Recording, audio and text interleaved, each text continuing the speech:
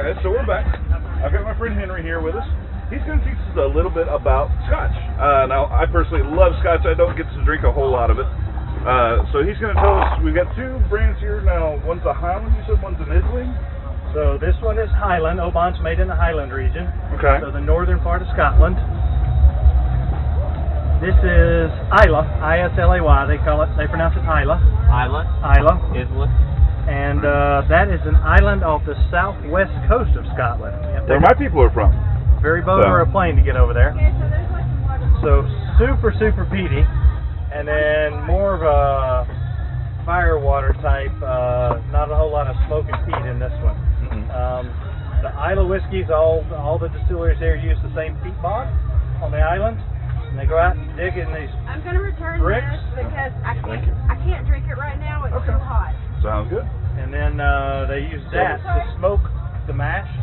Okay, so they actually smoke the peat, and that's where the burn the peat. Okay, that's where the put wood smoky in flavor there, comes from. but the peat is all just microorganisms that are compacted down over millions of years, and it's just this mushy mash of looks like dirt, but it's biomass, and it will burn. It's amazing. We went out to the peat bog. I was over there, and they took me on a tour. Put on the Wellingtons, because it's a bog. Right. But they dig that stuff out, and you think there's no way that's going to burn. But you put wood underneath it, and it creates this just enormous aroma. So is it the wood underneath, or is it the actual material burning? You have to put wood under to start it to burn. Okay. And then the peat itself will actually, the material you brought from the bog will actually burn. And then that's what they actually use to do the distilling with. That's the base material. That wood and that peat burn and create smoke, and then up here is the fire's down here, and then up here sitting on the wire mesh is all the barley and hops that they're going to use in the mash. Okay, so the peat is then flavoring the barley. Right, exactly. Okay. Right. And so that's what the big difference between the Islay and the Highland is. This one's going to be more smoky. Yeah. This one's a little bit more, way more what smoky. we consider moonshine. Yeah, it is. It's just, I really like this. This is an acquired taste. Yeah. Most people like this. This is Macallan. Most people know Macallan. Okay, yeah. Macallan's a Highland whiskey. Okay. I just personally, I don't care. Scotch is, the Scotch is a very personal adventure. Yes, and how you drink it, whether it's straight, with ice, with still water, or Yep. So my preference is all the ones out of Islay. When I was over there a couple of years ago, I hit all 8 distilleries on the island. It was a great week, 8 distilleries in 7 days. And this was a special bottle. What was it? Yes. So Lagavulin was 200 years old in 2016 when I was there. And they went back to their roots 200 years ago when they first started bottling, casking, and then bottling. Once you bottle, it stops aging. So an 8-year-old bottle is aged in a cask for 8 years. As soon as you put it in a bottle, it stops aging. And that's how old it is. Is that just a filtering process, or do they do something to kill the?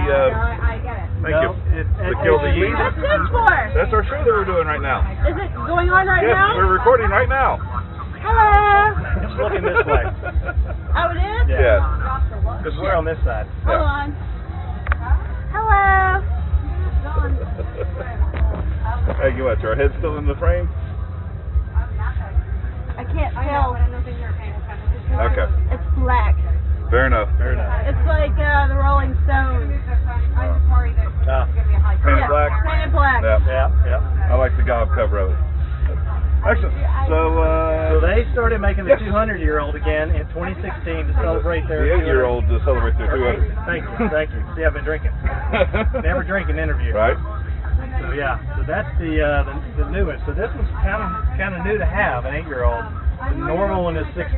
That's what you'll see in almost all the liquor stores. It's a 16-year-old Lagavulin. Okay. And that's usually what I drink. But the 8-year-old's a little special, a little less peaty because it didn't hang around in the cask as long. The longer it stays in the cask, the darker it's going to get, and the more of the cask and charcoal flavor it's going to absorb. Okay. And Scotch has to be a new barrel, right? Or is it? No, they almost never use a new barrel in Scotch. They use almost exclusively the bourbon barrels coming out of Tennessee. Okay. Yeah. It's funny. If they make some of the smaller, lesser known brands, they use a new barrel and then just char it with a blowtorch. Okay. And it's cheaper. But who is this who uses the wine barrels? Scotch people will do that because you'll have like double and triple cask. So it'll sit in a bourbon cask for 10 years. and then they'll move it over into port or sherry cask for a few years, and that's what they call double barrel. So it's been in two different casks, and then they'll bottle it after getting two that. different types of flavors too. And they'll call it finish. You'll typically put it in the port or sherry cask to finish it off. It'll give it a more of a sweet, rosy flavor to it. So it's been getting all this charcoal and smoke and everything, and that's 90% of it. That last little 10% they throw in there, put it in the sherry cask for a while, and let it enhance that flavor. Well, Henry, thanks for taking the time and helping us out. Teach us a little about Scotch. Glad to do it. We'll see what else kind of stuff we can get into. All right. But thanks again, guys. We'll do some more episodes here shortly. See ya.